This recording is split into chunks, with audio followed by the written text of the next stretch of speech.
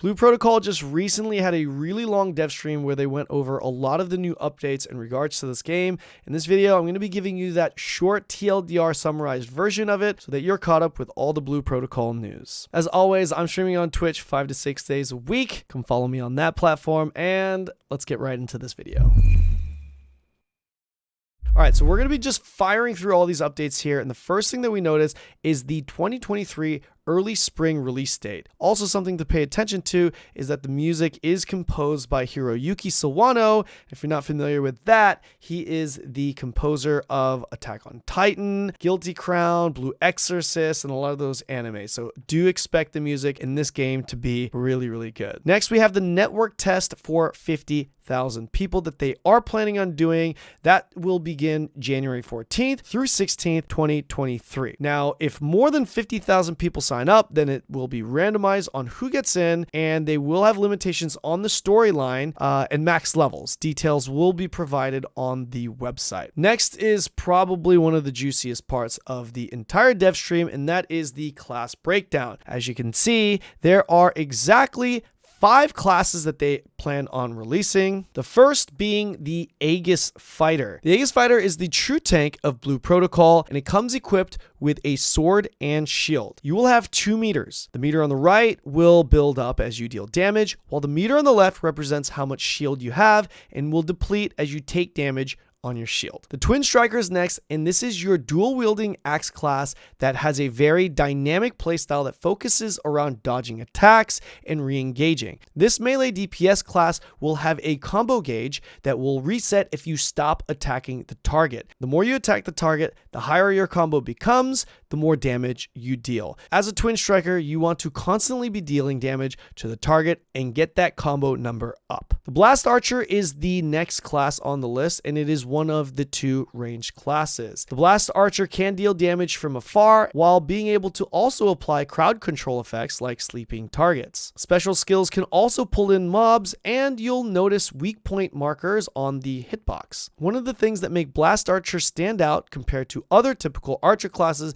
is that it could also provide heals by right-clicking. The second range class is the Spellcaster, the typical mage class that will deal high damage using elemental attacks from afar, specifically burst damage, and apparently they have a little bit of issue with sustained damage throughout the fight, if I understood the translation correctly. They have some decent mobility as they can jump and flip off of enemies, but this class was noted to be probably one of the hardest classes to play, according to the devs. Not too much here other than the fact that this is a high burst, high damaging ranged DPS class.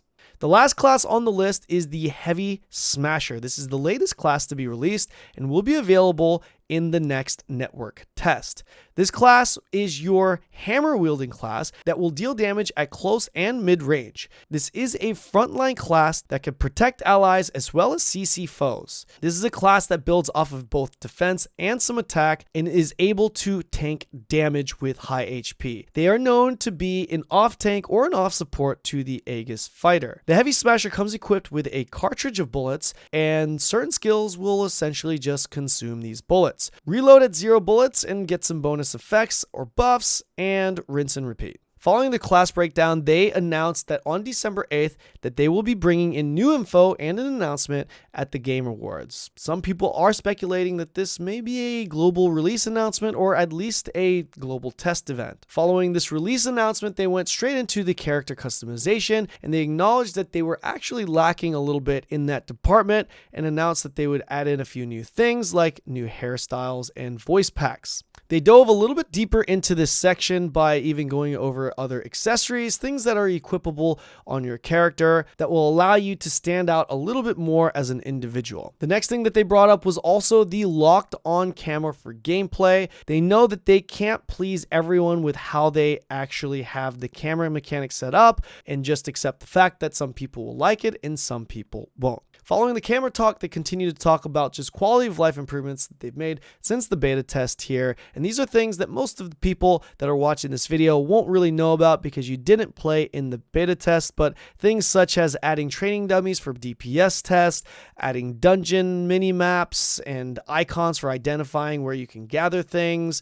These are the types of things that they just started diving into to make the overall experience for Blue Protocol better. One of the last things that they covered here in the dev stream was that weapons will no longer be leveled. Originally, weapons were being leveled through the game, and now they changed it so they have fixed levels. And the last thing that they mentioned is a season pass, which is essentially just a battle pass for Blue Protocol. And that's pretty much it, guys. That's the TLDR summarized version of what happened in the dev stream. Of course, there are a lot of other things that they've mentioned, but I felt like these were the most notable things that I should probably share with you guys. With that said, December 8th is definitely the day that we need to keep our ears and eyes open for, as they're going to be announcing more things specifically for the global version. But it does look like this game is coming out early 2023, which is fantastic, in the spring. And I don't know about you guys, but I'm definitely looking forward to playing it. Like and subscribe if you guys enjoyed the content. Let me know what you guys think in the comment section below, and I'll see you in the next video.